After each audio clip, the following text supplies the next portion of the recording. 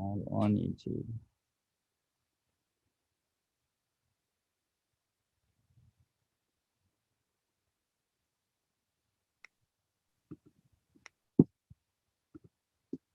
Welcome everyone to Football Friday, presented by Football Addicts Anonymous.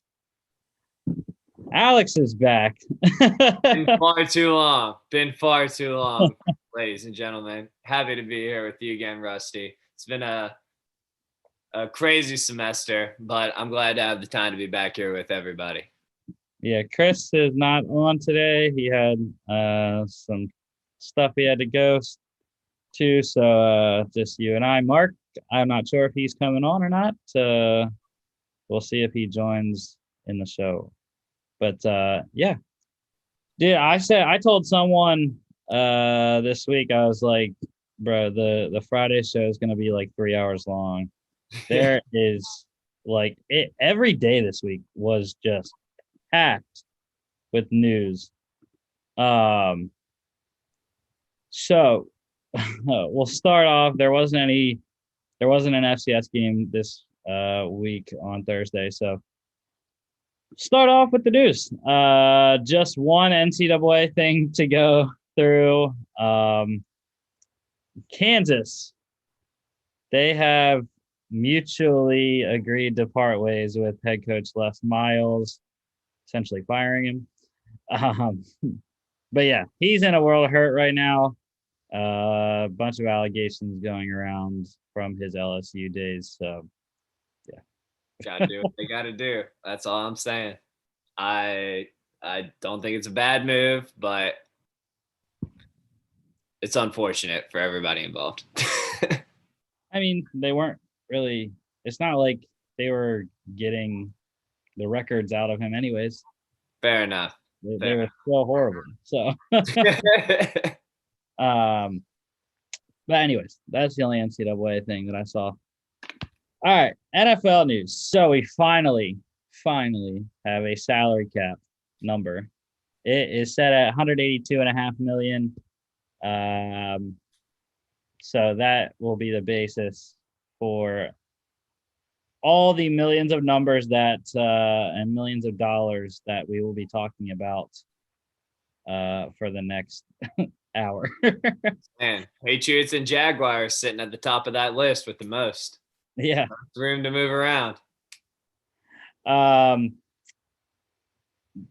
Before we get into some of the other stuff, just some random news at the beginning here. So the deadline for the 2018 first round draft picks for teams to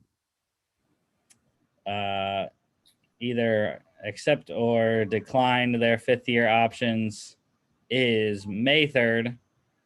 So after the draft, which I think is interesting that the NFL does that after the draft, because they could draft their replacement essentially. So exactly, or throw players to a different team even. Yeah, definitely. So with those fifth-year options, the value of them is as follows: if the player has made 2 or more Pro Bowls in his first 3 years, the value is the 2021 franchise tag number. If they have made 1 Pro Bowl, it is the 2021 transition tag number. And then there's a couple other different categories that they can fall into too, based off playing time and not making playing time. But these are fully guaranteed. And yeah, I think definitely Sam Darnold's is an interesting case. It's crazy with all those guys. It's a carousel right now in the quarterback market. Yeah. All right. Let's see. Melvin Gordon. He's good to go now. His charges for his DUI arrest were dismissed. I think he did plead guilty to a minor offense, though. It carried, well, it's not really that minor.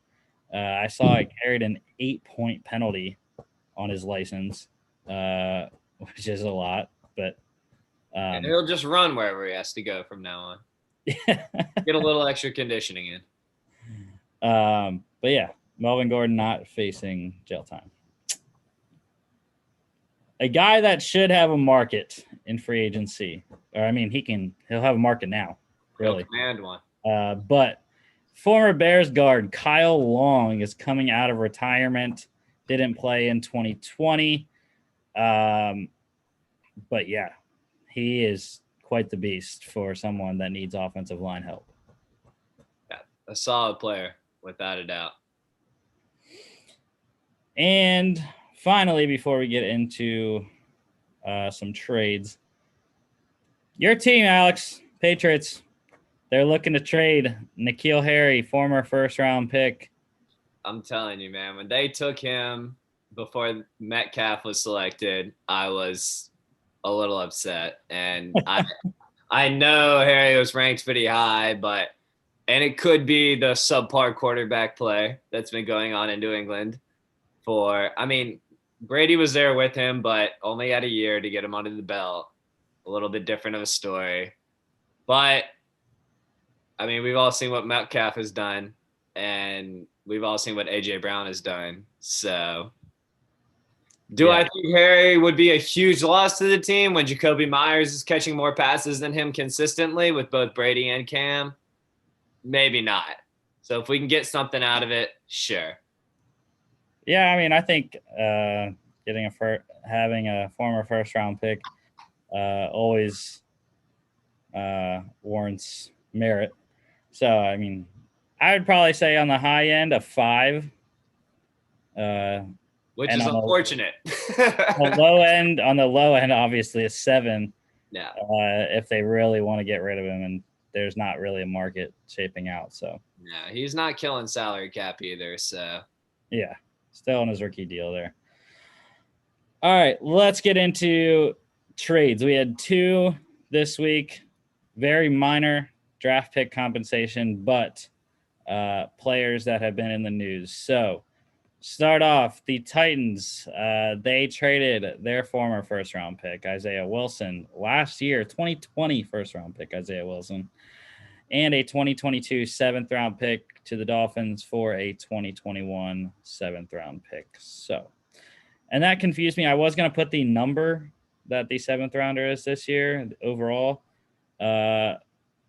But as far as I have seen, I can't find that the Dolphins actually own a 7th-round pick. So I don't know. There is one that has a conditional trade from the Chiefs. That could be it, but I don't know exactly. So, but yeah, Isaiah Wilson, major problems in Tennessee mentally, I think. Change of scenery for a team that needs offensive line help. Yeah, and Wilson, like you said, had his share of problems. I'm not sure exactly what it is, but I know he has a history with Dolphins head coach Brian Flores in the past. I don't know where it was that they ran into each other in the past, whether it was college. It had to have been college. But the two know each other, and if there's anybody that I think can get this talented individual back on track, it's going to be Flores. So, and we'll see. He's done things, I think, over the past season that nobody thought he would be able to do with this team. Yeah, I agree. Definitely worth a flyer. If you're only giving up a 7th-rounder, then why not take a chance on a former first? Yeah, definitely. Tennessee would definitely want to get rid of him. They were like, we're not dealing with this. So, the other trade also an offensive tackle. Back to the Patriots here. Patriots.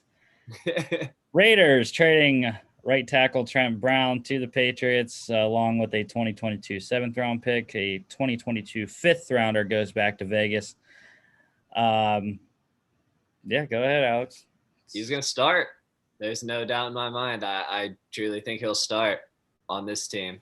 He's a solid contributor. He maybe wasn't amazing in Vegas with the Raiders, but from what I've seen, projected wise, Trent Brown's going to start for this team, especially if Joe Thuney's let go.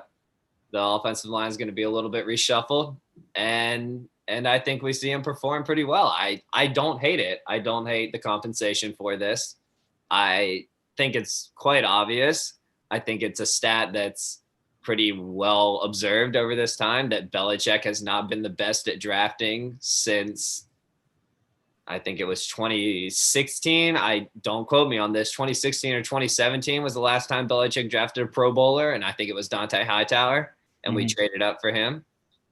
And to trade back and get somebody and give up a draft pick, I'm not going to complain because I don't think I love him to death, but I don't think Belichick would have done too much with it anyway. Yeah. It's funny that he's playing left tackle in that picture. Definitely not going to play left tackle with the Patriots. Now with Isaiah Wynn out there. Yeah. But I think it's interesting because they do have Marcus Cannon still. That was playing right tackle this past year. Pretty solid at right tackle as well. Yeah. Don't know what they're going to do with that situation, but from what I've seen projected that Trent Brown will start. I'm not 100% sure, but that is what said experts who are in with the team are saying. Yeah, he'll start. So all around good trade, I think, for both teams at this point in Trent Brown's career. So, all righty, back to the other news here. So we had the franchise tag deadline on Tuesday. We had 9 guys get tagged here, a couple surprises. So start off with Chris's Jets. Tagged their safety, Marcus May. That one is at $10.612 million. Washington football team, they tagged guard Brandon Sheriff. I believe that's a second tag in a row. So $18.036 million for him, and he just signed him. He just signed his tag today. The Giants, they tagged defensive lineman Leonard Williams, $19.351 million. That is a solid chunk of change for Mr. Williams there. 19. My father, consistently. My father is who it is. Sorry about that. $19 million though for Leonard Williams, man. That's a lot to give a defensive tackle that only has one real season of sack production. I agree. I was a little surprised by that one, but when that's your weakest point for the past couple of years since JPP left your team, you got to do what you got to do to shore it up. Yeah, well, sure, Dave Gettleman will be out in the next year or two. So I've heard Giants fans calling for it for a while. The Panthers, they tagged right tackle Taylor Moton. That's $13.754 million, and he signed his tag this week. The Jags, this was the first surprise. They franchise tackle Cam Robinson, $13.754 million as well. A lot of people didn't think they were going to tag him or keep him at all, but they wanted to not have a hole at left tackle for Trevor Lawrence. So, yeah, well, if you're gonna bring in a primo quarterback, you might as well shore up his blind side the best that you can. Yeah. Receivers getting tagged. Bucks, they tagged Chris Godwin. That's $15.983 million. And then the Bears tagged Allen Robinson. His is $18 million. I believe he's on his second tag. That I did not see coming, I have to say. And then rounding it out with safeties, another surprise, Saints tagging safety Marcus Williams, $10.612 million there. And then the Broncos tagging safety Justin Simmons for the second time, $13.729 million. Simmons, without a doubt, worth it in my eyes. Yeah. Marcus Williams, though, I didn't expect the Saints to tag anyone, considering how their money situation was. Cap situation, terrible. And they've been since then. I'm sure we'll talk about slicing and dicing. Yeah. Biggest surprise, Kenny Galladay, I think. Obviously, no tag from Detroit. Especially with Marvin Jones going into free agency as well. And Amendola. Amendola's gone too. Tell you what, they're not leaving Jared Goff with much when he's coming off of a team that had Woods, Cooper Kupp. We will talk about a guy they did sign near the end of the news segment. But yeah, cupboard is bare in Detroit. All right. Before we get to the restructures, pay cuts here, a couple tenders and some other random Chiefs news. So the Washington football team, they tendered exclusive rights free agent quarterback Kyle Allen. Oh my God. He is coming off his ankle injury there for Washington. So they keep a quarterback, still looking for the guy, but they already re-signed Taylor Heineke. They do have Steven Montez still as well. So that's the three quarterbacks so far for Washington: Heineke, Kyle Allen, Steven Montez. What? Heineke got himself a lot of love from the Washington football team fans in those playoff games. But I'm sure he would not get as much love if they went into 2021 with Taylor Heineke as a starter. I cannot disagree with you there, my friend. The Ravens, they tendered restricted free agent running back Gus Edwards. That is at the second round level. So Gus the Bus, he is going to get, I thought I saved that pick. There it is.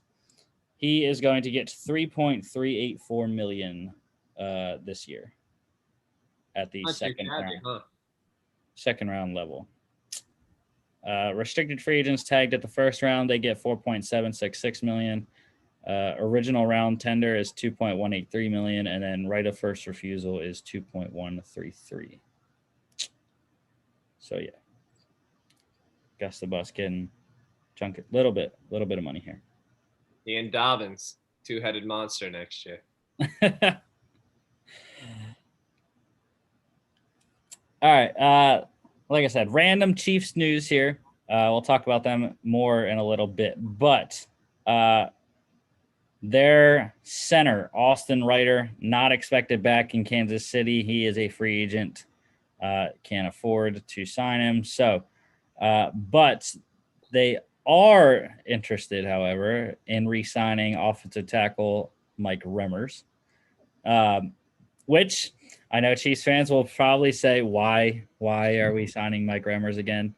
But in the Super Bowl, he played left tackle. That's not where he plays. His best spot is right tackle or guard, and he's pretty good at right tackle. So, but left tackle, not so much, as we know. Both of his Super Bowls, not very good at left tackle. All right. Laundry list of restructures and pay cuts. We'll start with pay cuts here. Starting in Minnesota, the Vikings punter, Britton Colquitt, he took a pay cut.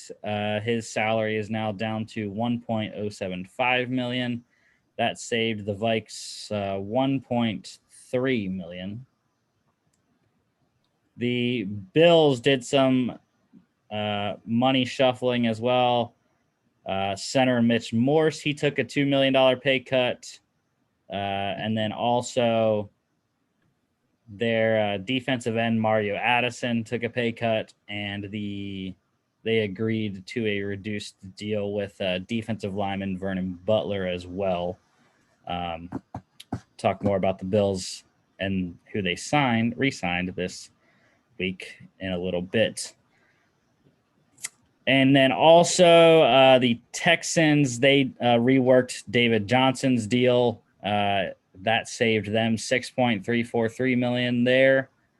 And then the Packers, many people probably don't remember because he opted out last year. Wide receiver Devin Funchess.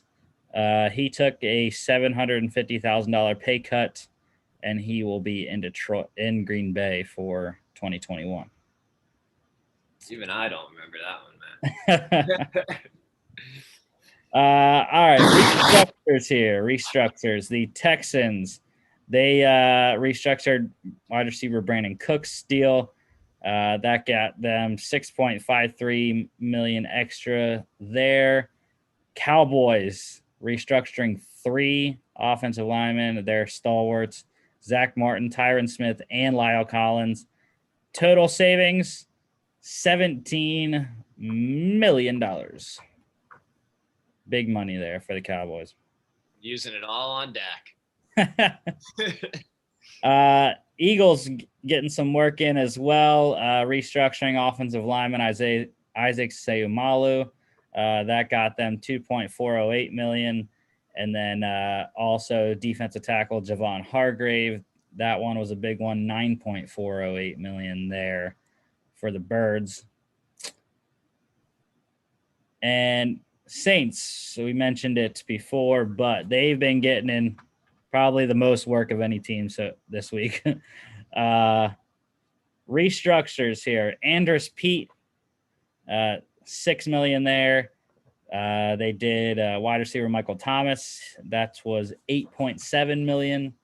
And then also safety Malcolm Jenkins, $3.4 million. I was kind of surprised. I thought they might release Malcolm Jenkins instead, considering how old he is. But man performs.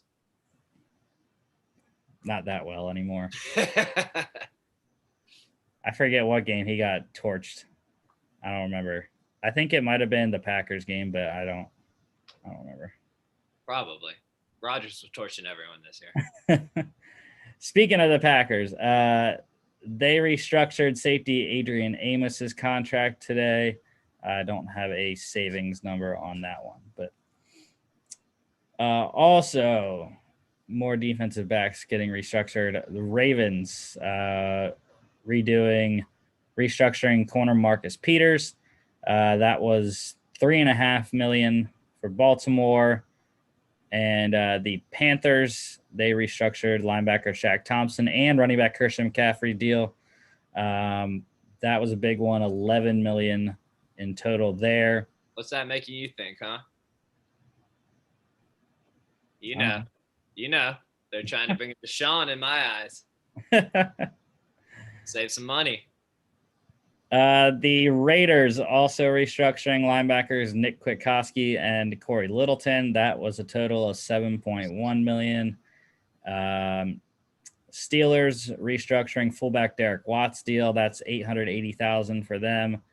And then the biggest one of the list here that just got announced today. Or actually, well, it's tied for the biggest one, except this is only one player that's doing this instead of 3 like the Cowboys. The Chiefs, they're going to restructure Patrick Mahomes' deal, converting, I think it was around $21 million of his base salary to signing bonus, which got them $17 million in cap savings. So, good for them. All the restructures there, a lot of money getting saved, a lot of good players staying. Now we'll talk about the players that aren't staying. So, releases here. The Chiefs, going back to that well. Big news yesterday, releasing both of their offensive tackles, right tackle Mitchell Schwartz and left tackle Eric Fisher. I forget what Schwartz's injury was. I want to say it was a back, but I don't remember specifically. Eric Fisher, however, he tore his Achilles in the AFC Championship game, so he's still probably 6 to 8 months out. Going to be hard for him to be ready for the start of the season. That was a total of $18 million in savings there for that cap. The Chargers, they released Pro Bowl guard Trey Turner today. $11 million in savings for LA. I know they were trying to trade him, but no one was going to take his salary. So Falcons also releasing an offensive lineman, James Carpenter. Not very well known, but yeah. Viking, or no, go to the Giants. They released guard Kevin Zeitler. That one saved them $10 million here. A lot of the releases are pretty big cap savings. Offensive linemen getting the brunt of it. Yeah. That means there's going to be a lot less offense next year, maybe. No, not really. They'll just agree to reduce deals with other teams or their same team. Who knows? Vikings, they released their tackle Riley Reef. That got them $11 million, as well as they released kicker Dan Bailey. Very inconsistent this past year. So, yeah. Trash. Oh, sorry, I had something in my throat. The Cowboys, they released fullback Jamiz Olawale. He was a 2020 opt-out. Plus, they have Keith Smith, so I don't know why they need a fullback. The Dolphins, they had tried to trade linebacker Kyle Van Noy, didn't get anything done, so they released him. Back in New England in a heartbeat. The more Saints moves here. So Saints releasing linebacker Quan Alexander. That saves them $13 million. They traded for him last year from the Niners. He's coming off a torn Achilles. They also cut corner Janoris Jenkins, Jackrabbit, $7 million there. And then also, I think one of the bigger ones coming out of New Orleans, releasing wide receiver Emmanuel Sanders. Yeah. Sad. That's a pretty big one. He'll find a home. I truly think he'll find a home. Yeah. Probably has. He won't get the number one action that he got when Michael Thomas was out with the Saints, but he'll fit in somewhere as a security blanket. He's a career number 2 anyways. You are right. All right. The Bills, another receiver here. They released wide receiver John Brown, as well as defensive lineman Quentin Jefferson. John Brown, another guy, very serviceable. The leading receiver for the team, 2-3 years ago? Yeah. Great. And I think he's proven now that he can stay healthy because he hasn't had his injury issues like he did in Arizona. We talked about the cover being bare for Detroit. It got more bare this week. They released tight end Jesse James.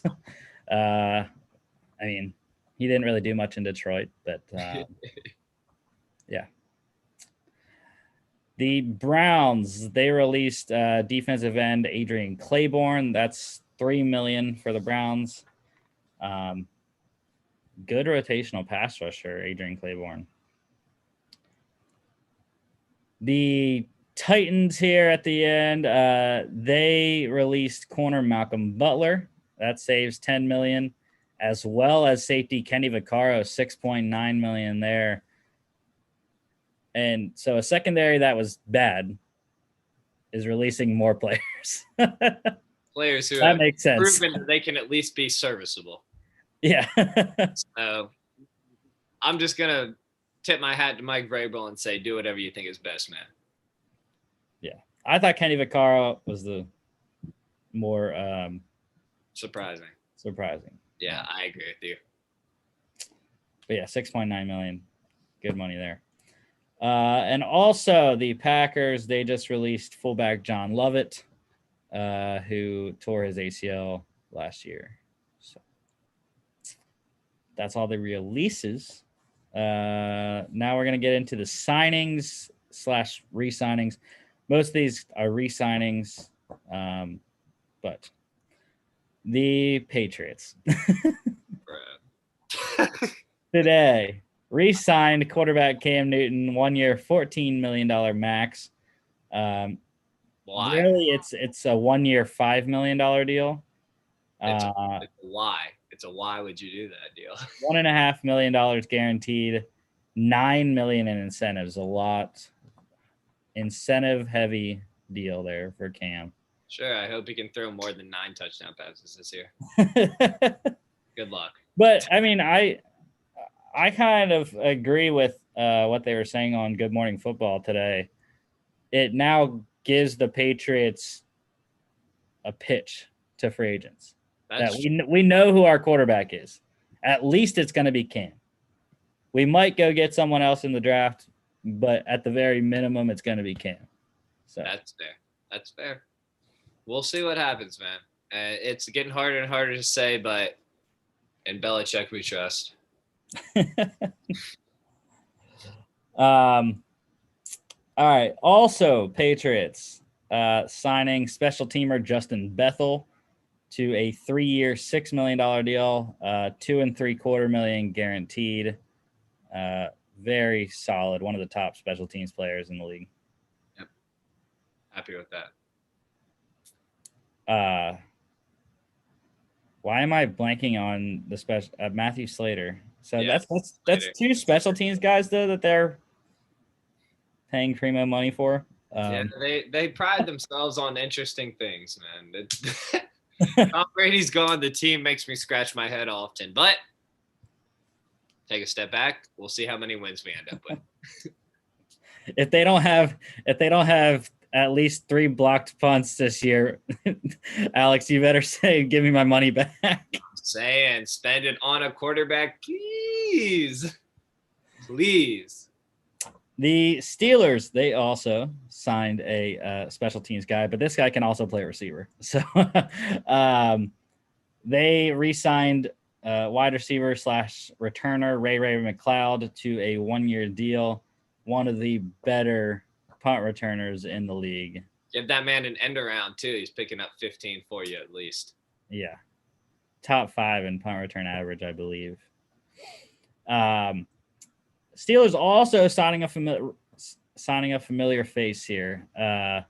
Offensive lineman BJ Finney, he agreed to a 1-year deal.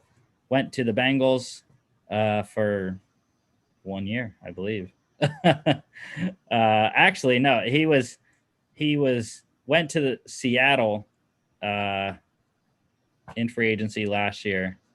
Got traded to Cincinnati in the Carlos Dunlap trade. And then now he is back in Pittsburgh after 2 stops in 1 year. So definitely need the offensive line depth in Pittsburgh. So I'm kind of happy BJ Finney's back. His best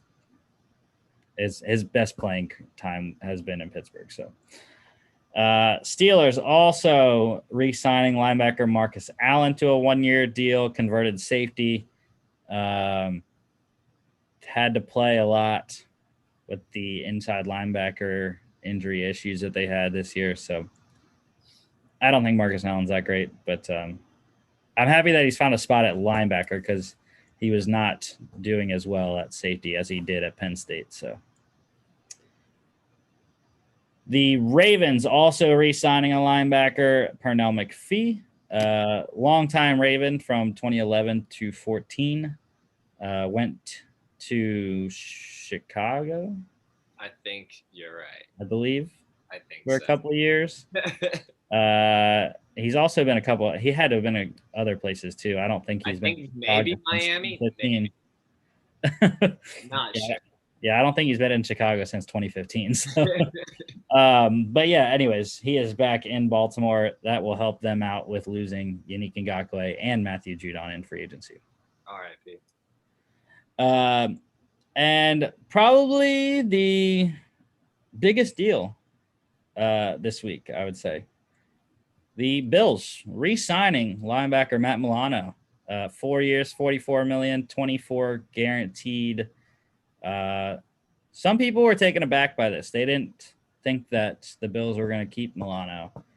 But definitely a good deal for him. Yeah. I mean, solid player. Great deal for him. Obviously not, like you said, exactly what a lot of fans would have expected, but it's a team that did well, and they want to keep the core players that they find are important to them. Yeah, keeping a lot of guys there. It kind of makes me think that it's going to be Bills Bucks in the Super Bowl next year, because I'm not ready to make predictions yet, Rust. I'm not ready. Both of those teams are doing the exact same things and just keeping their guys. True. Running it. They're guys that are committed to staying with the team and winning championships. Yeah. Speaking of, another guy that the Bills kept today, they re-signed offensive tackle Darrell Williams, 3 years, $28.2 million, $14 million guaranteed there. Yeah, guy that took a prove it deal last year, coming off, I believe it was a torn MCL from Carolina, and yeah, got it done at right tackle. I believe he plays right tackle. 90. Yeah. Deion Dawkins plays left. Yeah. Yeah. Deion Dawkins plays left tackle. So,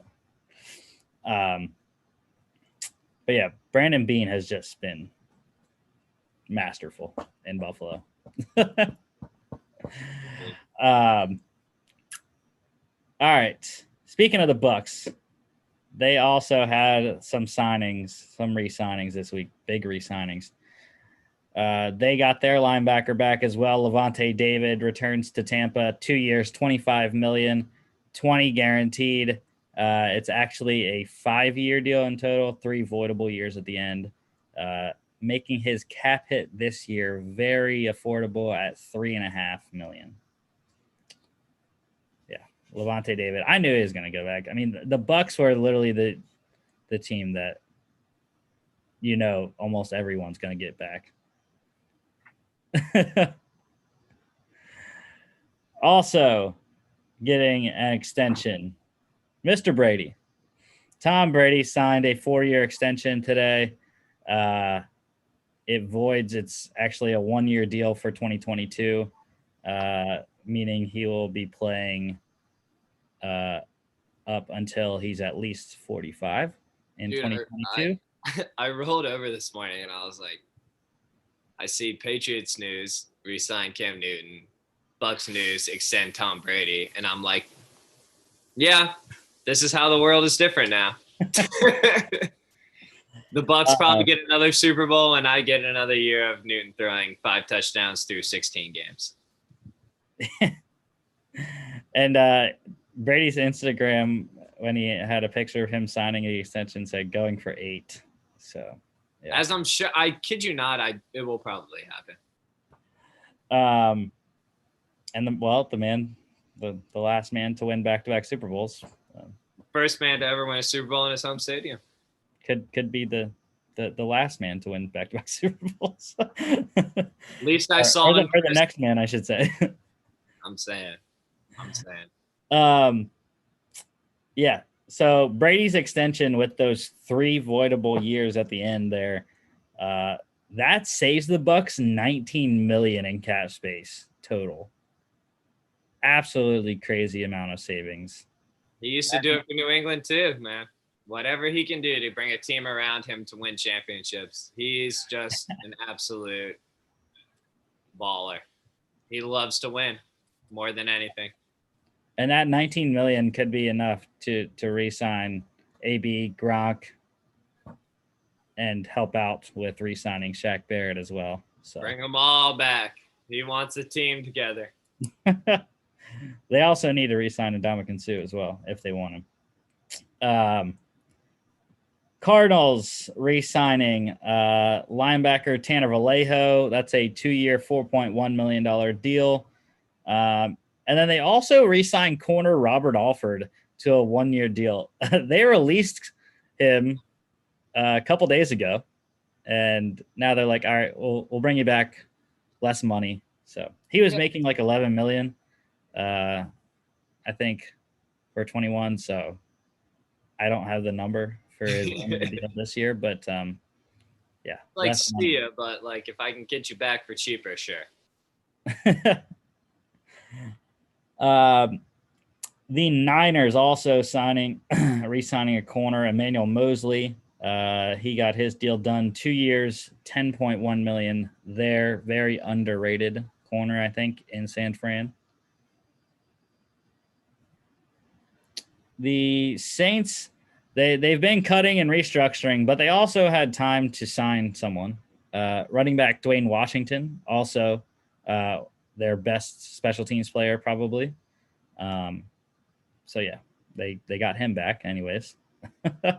He might have to be the backup running back if Latavius Murray decides to be a cap casualty.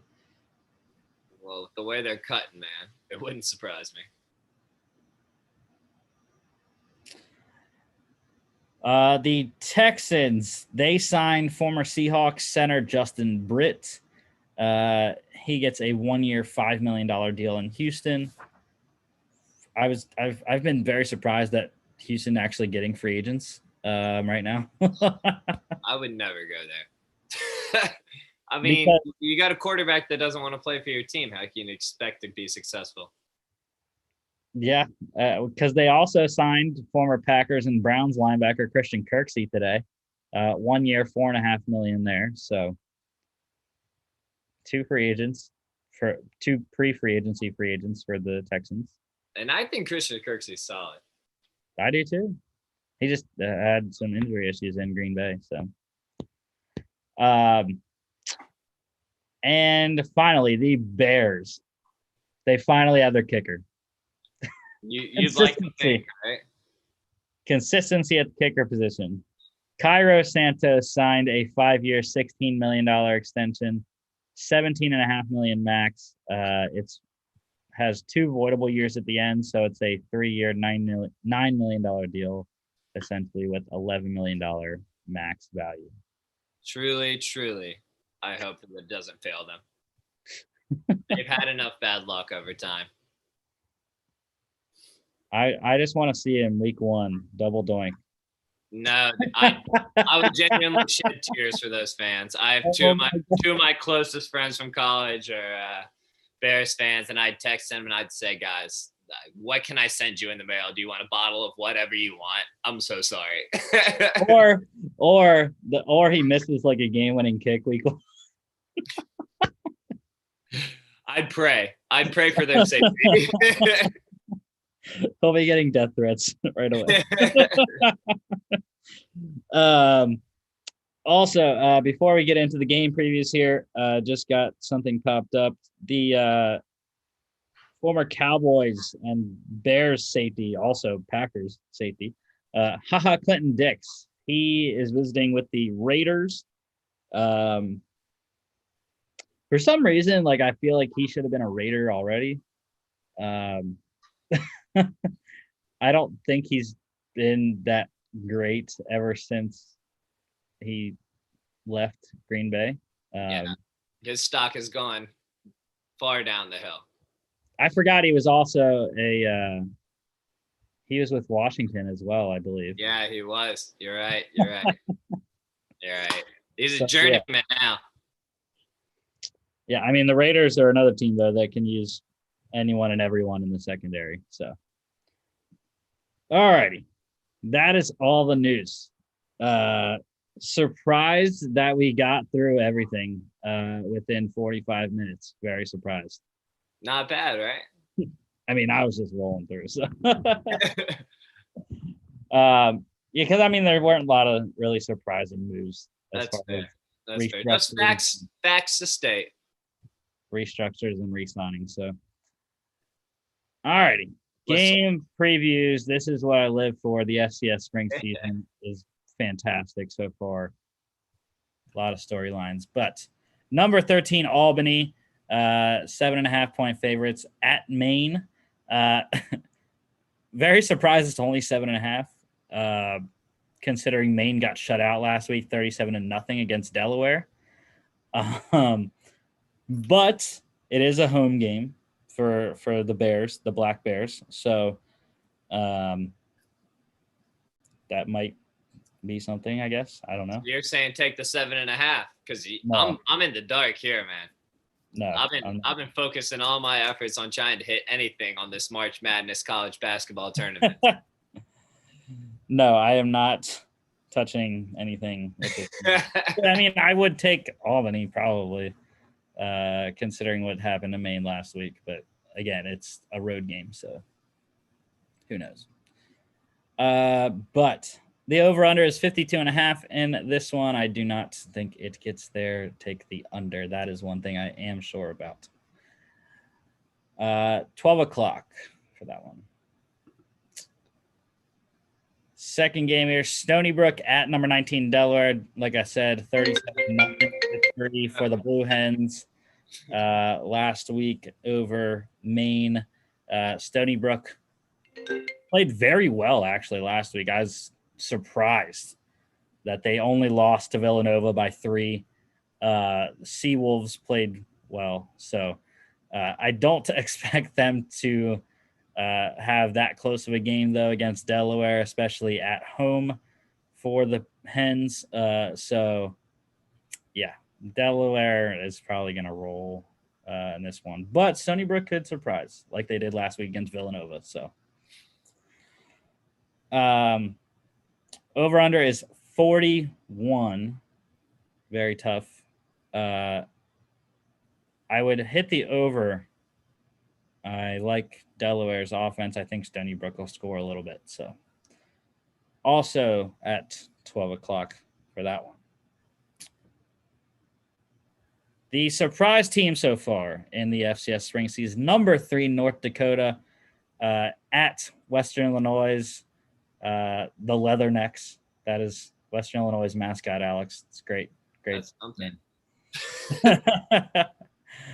But anyways, yeah, North Dakota is going to absolutely demolish Western Illinois. Western Illinois is probably one of the worst teams in FCS. You're taking a 20.5 spread? Oh, yeah, it's in my parlay.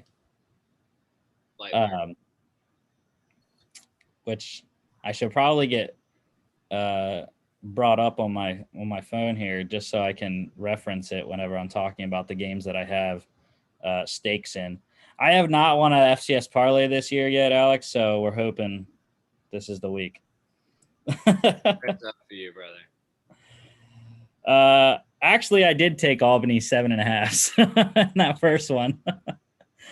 Yeah, Albany 7.5. I do have the North Dakota minus 20.5 as well. South Dakota State destroyed these guys last week. I expect the same to happen with North Dakota this week. Over under is 45.5. That's very tough. You know what? I'm gonna call a half point under. Don't even flirt with that. Just 42-3. Just avoid it. Don't flirt with things like that, Rust. Come on now. I didn't say I bet on it. I'm just gonna say I called it when it ends up 42-3 for North Dakota. Yeah, yeah. 1 p.m. on ESPN Plus. This is my game this weekend. This is the game I'll be paying most attention to. This is the best FCS game of the weekend. Number 4, Northern Iowa at number 10, Southern Illinois. Southern Illinois has played very well this year. Northern Iowa not scoring a lot. They have not scored over 30, I believe, yet. In their 3 games, yeah, they've scored 20, 21, and 20. So I'm hearing take the under. Yes. And normally I would not say that, considering the over-under is at 38. But, like I said, Northern Iowa does not score a lot. Southern Illinois can. They did score 30 last week against Youngstown State, 38 against North Dakota State. Also 21 and 20 are their other 2 scores. So yeah, I don't know. I actually took Southern Illinois money line at home to to upset Northern Iowa. I believe in the Salukis. So, yeah, upset Central. I'll let you ride that one solo, brother. Again, I don't know enough, man. I don't know enough. If it gets above 21, Northern Iowa has shown they can't win. So, and that their only loss was to North Dakota, I believe, or no, South Dakota State, where they lost 24-20. So when they get above 20, they can't win. It's their trend so far. So, and it's a road game at Southern Illinois, so a little bit of a road trip. Like I said, over under is 38. I don't know. I said under earlier, but I think I'd actually go over. I think Southern Illinois can score. 1 p.m. ESPN Plus. Rhode Island playing their first game at number 6 Villanova. Like I said, Nova played very crappily last week. 16-13 win over Stony Brook. Did not think that was going to happen. But, they won anyways. So, this time, it's a home game, and it's Rhode Island. So I'm not giving advice on 16.5 either way, but I would say that the Wildcats probably want to look a lot better than they did last week. So take that information, do with that information what you will. What you will, exactly. The over-under is 52.5 for this one. I have no knowledge of Rhode Island, so again, I will not touch that over-under. This one is at 1 o'clock. A lot of 1 o'clock games this week. Kind of weird, but all right. Number 7, Nicholls State, still undefeated at number 12, Sam Houston State. Sam Houston minus 2.5. I was kind of surprised about that. Nicholls State. I know you hadn't been with us, Alex, during the first couple weeks of the spring season here, but I'll just recap you on their scores. They are scoring, or they are averaging 57.7 points per game. Excuse me? Well, that's because week 1 they played a Division II opponent and won 87-3. Are they playing the School of the Deaf and Blind? They won 87-3 week 1 against a Division II opponent. Then they beat Lamar 55-0. And then they had a close run in last week with Northwestern State 31-24. So the over is where? I'll get to that. Hold on. But like I said, I was very surprised that Sam Houston was the favorite. Their only game, they beat Southeastern Louisiana 43-38. Their game against, that was the week before that. Never mind. So yeah, they've been off a week. But yeah, I'm surprised. I like Nicholls State. I think I have them. I do not have them in the parlay. I should have. Straight bet them, bro. But yeah. Anyways, I like Nicholls State in this one. They've shown that they can score. I mean, Sam Houston's offense is explosive as well, but definitely going to be a shootout. The over-under is high 62.5. But let's go with it. Let's roll the over. 80 points getting scored in this one, possibly. So 1 o'clock ESPN Plus. Charleston Southern, their first game at number 9, Kennesaw State. Kennesaw's game last week got postponed. Charleston Southern. We talked about this on Monday when the new rankings came out. I'm not sure if Charleston Southern is ranked or not. because Chris and I, when we talked about, there was a mix up because last week Charleston Southern was ranked number 18, having not played a game yet. But this week, the rankings showed Chattanooga at number 14, but it said they moved up from number 18. So, and I've been refreshing like every day on the poll just to see if it changes, but they haven't changed it. So Chattanooga is the number 14 team in the country. Regardless, I think Kennesaw State, I don't know. They've only played one game. So, and that was against a Division II school in Shorter. 30, but they only beat them 35-3. I was very surprised they only beat them. They only scored 35. So that kind of put me back on Kennesaw. So we'll have to see how they play against Charleston Southern. I don't have any stake in this game, so probably smart. 47.5 is the over under. And you like the over? I don't. Yeah, we'll see. I mean, if they give up that many points to a interesting D2 school. No, they only scored 35. How much they won 35-3. 3? Wow. But I mean, it's interesting because Kennesaw runs the triple option. So, yeah. I probably won't touch any of these. I would go under because of the fact that they run triple option. Except they're for going to consume Nicholls clock. State game, I'll probably stray away. They're going to consume clock, so under 47.5. Unless Charleston Southern makes it a shootout. 1 p.m. ESPN Plus. Number 15 team in the country here, Furman, heading to East Tennessee State.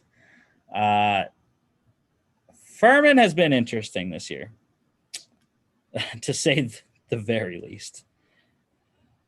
They're, if I can find the game here. Yeah, their season, they destroyed Western Carolina 35-7 week 1. Then they lose to VMI 14-13. That was on a missed extra point. So anyways. And then they go to overtime last week, had to come back almost the entire game against Samford. So I'm not too set on Furman, but I know, as far as my knowledge goes, that East Tennessee State sucks. Their one win was against Samford. However, they beat them 24-17. Supposed to play Wofford last week, didn't happen.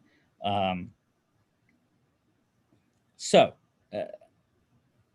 I didn't put Furman in the parlay, luckily, but I want to say that they would cover, but my gut is actually saying take East Tennessee +9. Always trust your gut, Rust. Over under is set at 46.5. Let's go just over. Just a tiny bit. Barely. 1 p.m. ESPN Plus. Number 20 Wofford at Samford. Again, Samford's another interesting season so far. Their 2 losses, I already said them. Last week in overtime against Furman, they lost week 1 to East Tennessee State by 7. Their one win came in a blowout against West Carolina, who we already know sucks. So why is it the Western teams always suck? Western Illinois sucks. West Carolina sucks. Coast, man. But yeah, Wofford, they beat Mercer 31-14 week 1. Lost to Chattanooga 24-13 2 weeks ago. Didn't play last week. So Yeah. I think it'll be definitely a close game, considering how Samford has fought most their two losses that they had, very close losses, touchdown each time. So I didn't touch this game. Anything with a spread this small, I usually decline to mess with. Over under is high, 55.5. Going under that. The trend in FCS this spring has been unders. I've gotten burned by James Madison the first 3 weeks of the year, trying to hit the over. It's been close every single week. JMU doesn't play this week, unfortunately, so I don't have a fourth opportunity to try to hit the over on James Madison's games.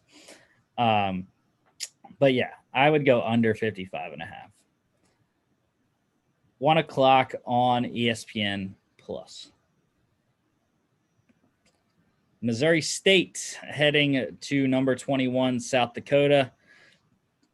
The Coyotes getting 10.5 here. And I think, let's see. No, I only have 3 more games. Well, actually, I'll say the one game that we're not going to talk about that I have in my parlay. Holy Cross -7.5 at Lehigh. At Lehigh. I've read that Holy Cross is supposed to be pretty good. And Lehigh has not been that great the last couple of years. Because from what I used to know, Lehigh used to be really good. And apparently they are not that good anymore. So I am taking Holy Cross -7.5. That's the only one that we won't talk about. But back to this game anyways. Missouri State, they played in the fall a little bit, so that's why they are 1-4. Their 2 games this spring, a 30-24 win over Western Illinois, 25-0 loss last week against North Dakota State. South Dakota has been They beat Illinois State 27-20, but then lost 21-10 against North Dakota last week. So I think they're pretty feisty. Their defense is pretty good. Let's take the points, Alex. Missouri State, I trust you, Russ. You know more about this than I do. Yeah, Missouri State, I don't have a lot of confidence in. It's also at home for South Dakota, so take the points.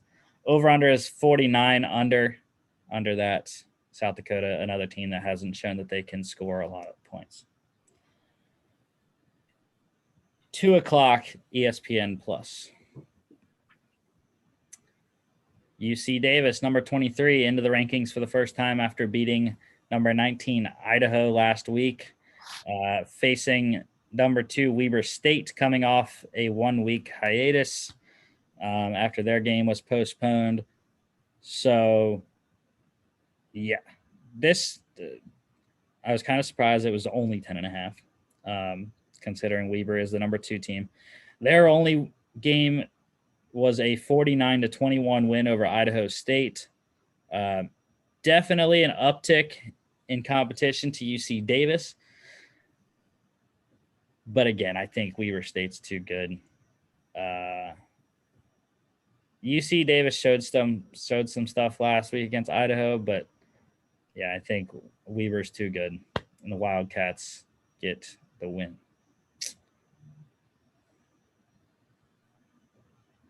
Over-under is 52.5. Let's hit the over. UC Davis will score just enough to get it. This one is at 3 p.m. Youngstown State at number 8, South Dakota State. I love South Dakota State. Their quarterback, Mark Gronowski, Pierre Strong, the running back, as well as the Yankee brothers at wide receiver. Youngstown State they show that they're 0-3, but they're another team that they fight, man. You know, they lost to North Dakota State week 1, 25-7. 21-0 loss in week 2 to Northern Iowa. And then last week they were up a lot of the game, but they lost to Southern Illinois 30-22. They do have to go to South Dakota State, which concerns me. But in the parlay, oh no, I took Youngstown State plus 19.5. Rust. So now an 0-3 team in your parlay, you know that's risky business. I know, but I just think they're very good at fighting teams. And yeah, I think their defense is pretty solid. And against a freshman quarterback in Mark Gronowski for South Dakota State. So if they can force some turnovers, I think they'll keep it close enough to cover 19.5. Fair enough. Over under is set at 44.5. Youngstown State has 29 points total in their 3 games. So that's kind of tough. But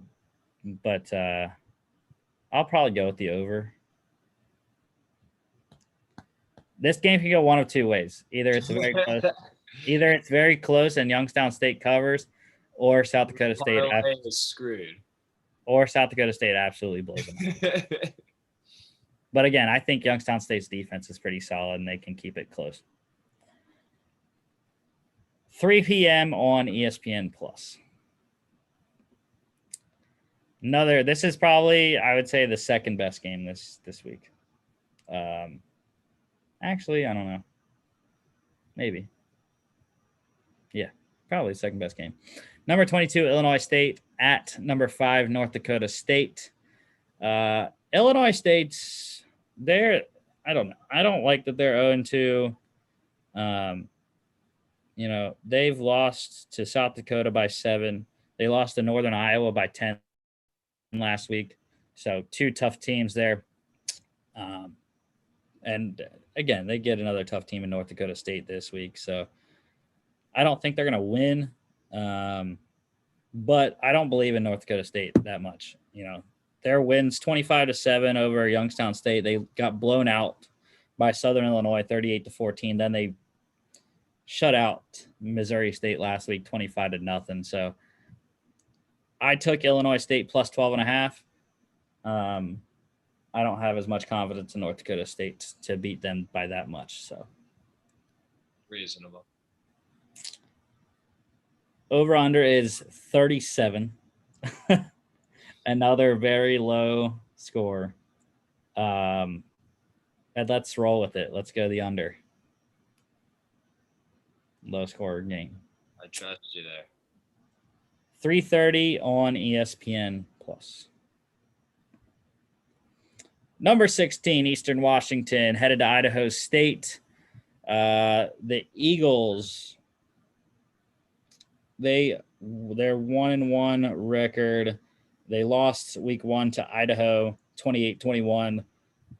Blew out Northern Arizona last week, 45-13. Idaho State, they got blown out by Weber State, 49-21 in week 1. Beat Southern Utah, 26-24 last week. Idaho State's not good. Take Eastern. I don't know about 17. That's tough, though.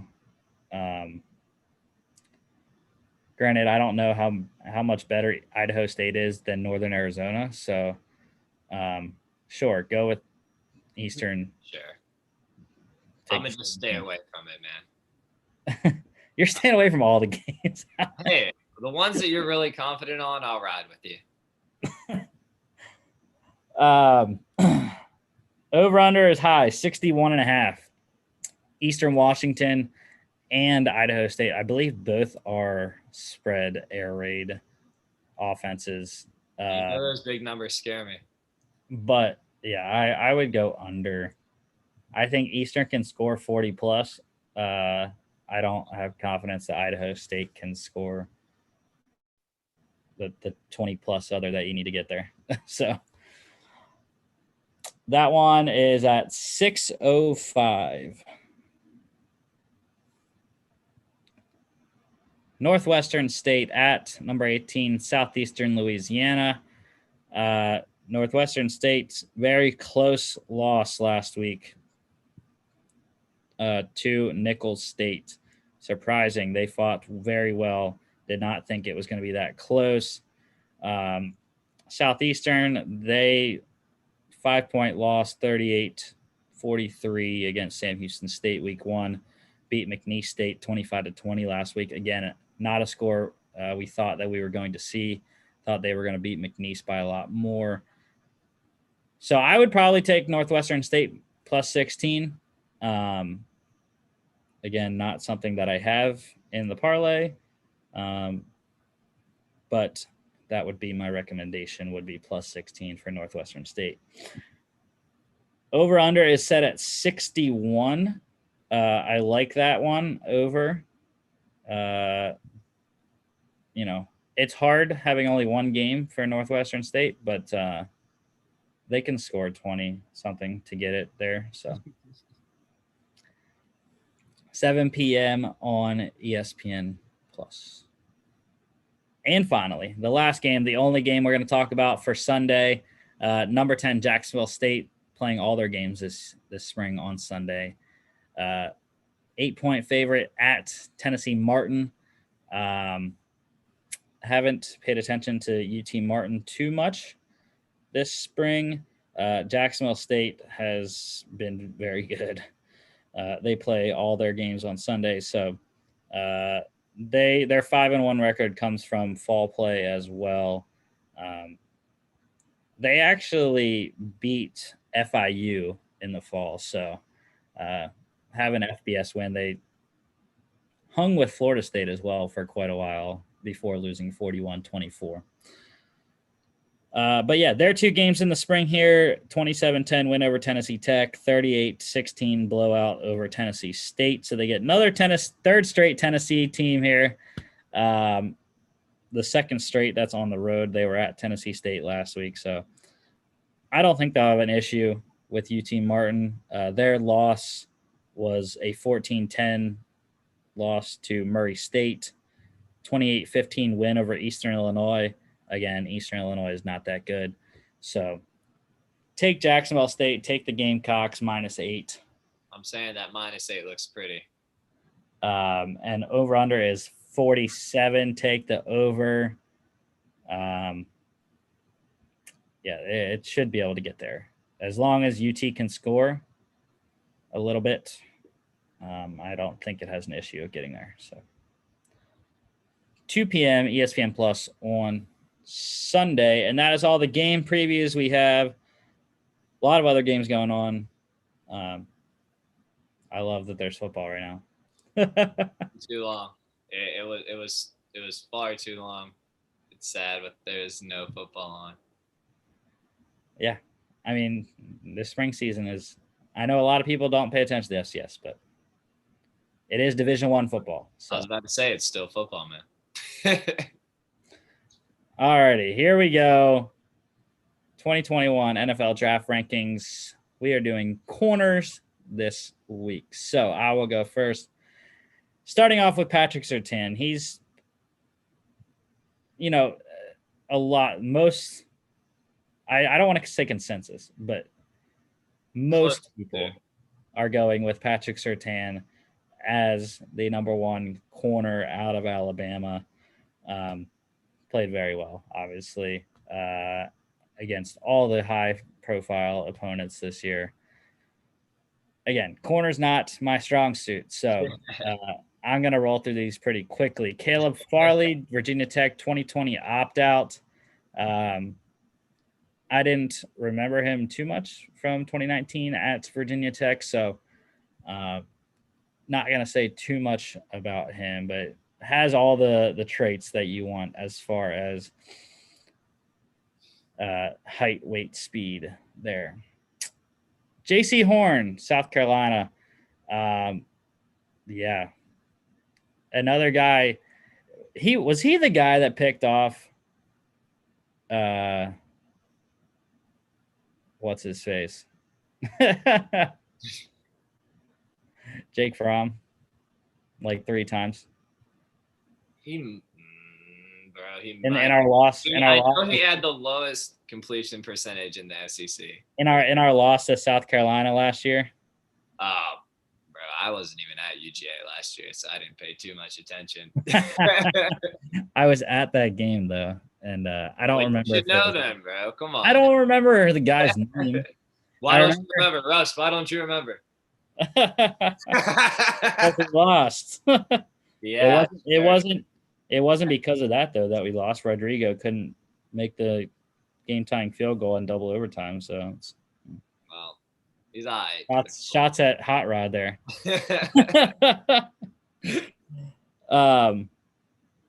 I do remember sort of what the guy looked like, and I think it was J.C. Horn as far as I remember. Number one. If I could find his game by game breakdown, game log, there we go. That's what we want to see. 2019.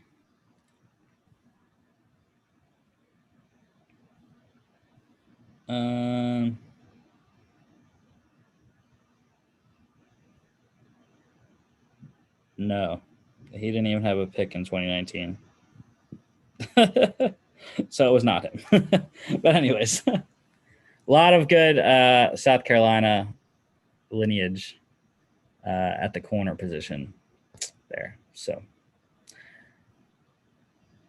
Greg Newsome, number 4 from Northwestern, guy that's been rising. People say he's getting slept on.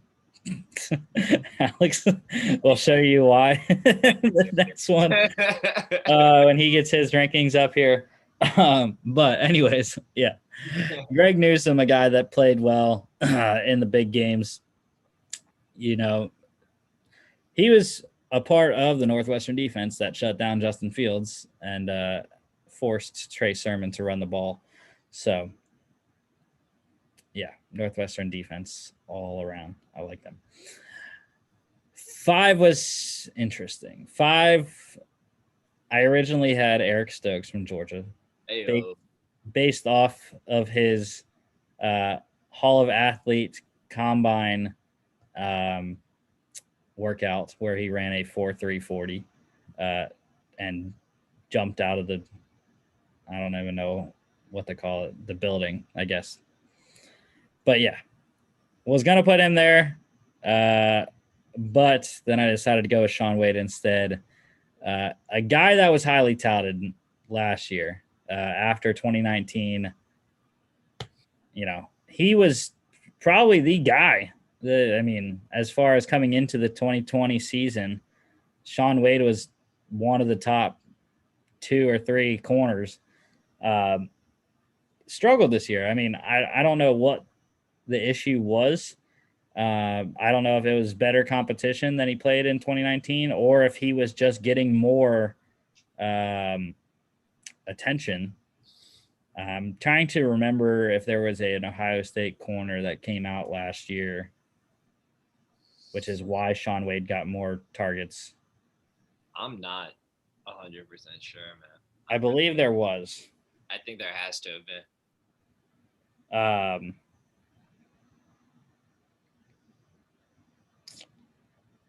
But yeah, I don't know. I think that, you know, he might have struggled, yes, this year, but the talent was there, and in the right system, I think he'll be all right. I think if he starts with playing in the slot, you know, I think he'll be all right. Yeah, he's not great at defending the comeback routes is his biggest problem in my eyes. But if you can get him in the slot, then I think he's going to be a lot better than on the outside where he has to deal with playing a little more press coverage, which isn't his strong suit. Yeah. I'm still trying to find. Oh, yeah, that's right. Okuda. That's right. Yeah. Yes. That was top the 5 draft pick that we can't remember. Great. Well, he didn't play very much for Detroit. He wasn't great. He was not great, not outstanding. Yeah. But anyways, that's why I have Sean Wade there. Talent's there, just needs to be more consistent. And my sleeper is an interesting one. Kerry Vincent from LSU. Not a well-known name, I think. And he has positional versatility. He can play safety or corner, which I think will help him well. I don't think he'll be an outside corner possibly. Could be a slot guy or one of the guys that moves to one of the hybrid linebacker roles. But yeah, Kerry Vincent, I think, will be fine as a day 3 pick for someone looking for corner/secondary depth there. All right, Alex. All right. Here we go. Top 3 are the same. Top 3 are the same. I agree with everything you said. Surtain, by far the most well-rounded corner in this draft. He's shown his ability to maintain contact along the route. What I think he's best at is playing in this man-to-man coverage and something we saw in the Super Bowl that the Kansas City corners got tagged for a lot, without having to do that too much physical contact or grabbing, which is what more and more now we're seeing the flags being thrown on. Farley is, he's being ranked by a lot of people as the top, but I still think Surtain overall better.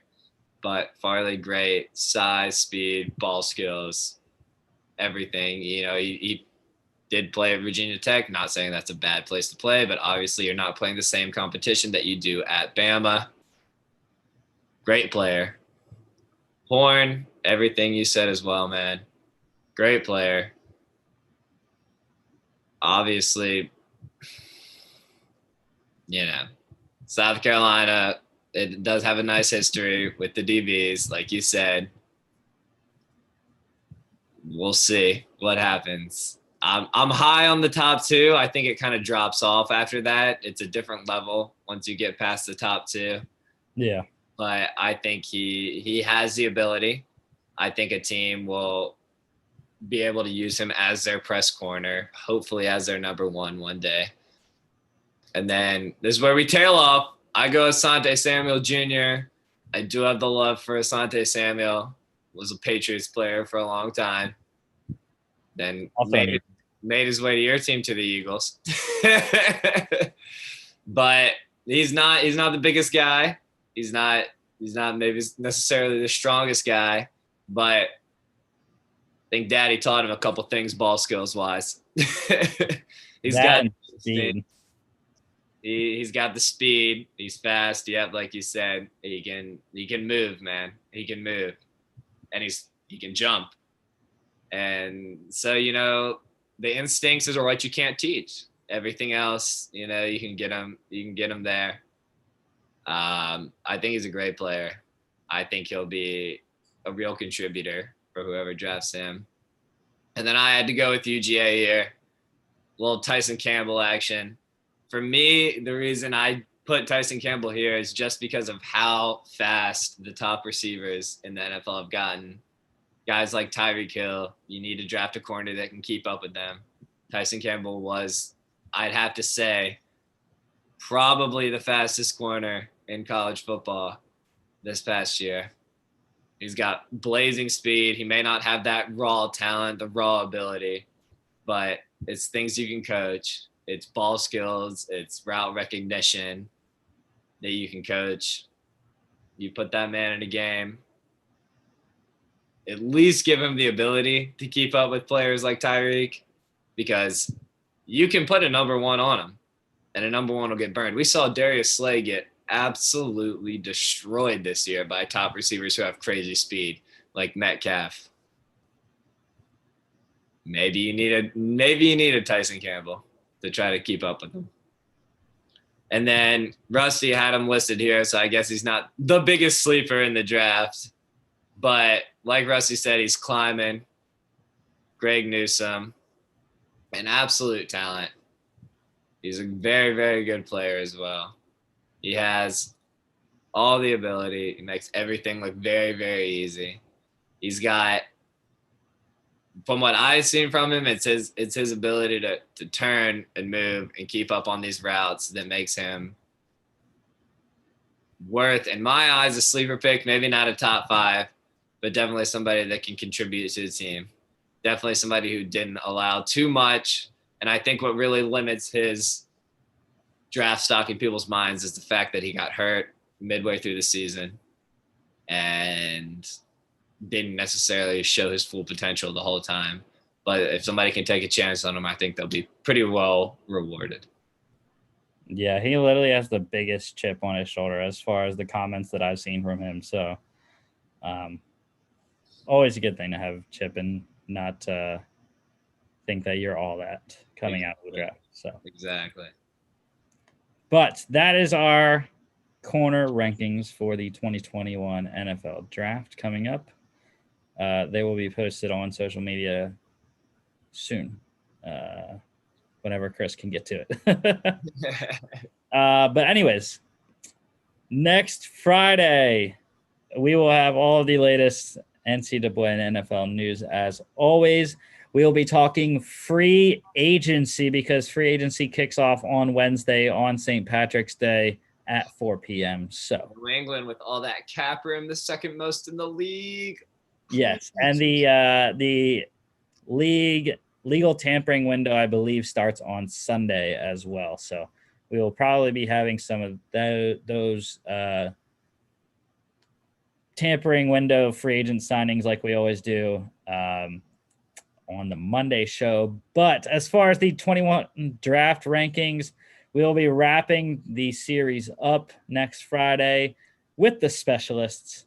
We will be talking kicker Jose Borregales from Miami, and also the big man himself, Presley Harvin from Georgia Tech, punter there. So I don't know if we'll be talking long snappers. I cannot guarantee that we will talk long snappers, but kickers and punters will be talked about. So give those who only get recognition the recognition. I keep telling Chris he needs to get Badgley on here. Would be nice, huh? I know. But yeah, that is our show for today. As always, don't forget to follow us on all our social media here on YouTube, as well as our Facebook page and Instagram and Twitter at FAA Podcast on there. And check out our Teespring store. I have the shirt, our St. Patrick's Day, one of our St. Patrick's Day shirts here. We have designs with 4-leaf clovers and 3-leaf shamrocks. But this is, I got to get it right. Put it up against you. Put it up against you, bro. No, it's. Yeah, like that. But you can't see the thing. There you go. There it is. And then on the back of most of the T-shirts is also our logo. There it is. If you can somewhat see that there. Yes, sir. Yeah. It's a beaut. Yeah, I will be wearing that on St. Patrick's Day on Wednesday as well as on the show on Monday. But yeah, the link is pinned to the top of our Facebook page. So go check that out. We also have just classic FAA logo on shirts and sweatshirts, everything else as well. So beautiful, comfortable, everything you could ever want, ladies and gents. Yeah. All right, guys. Thank you for watching, and we'll see you on Monday.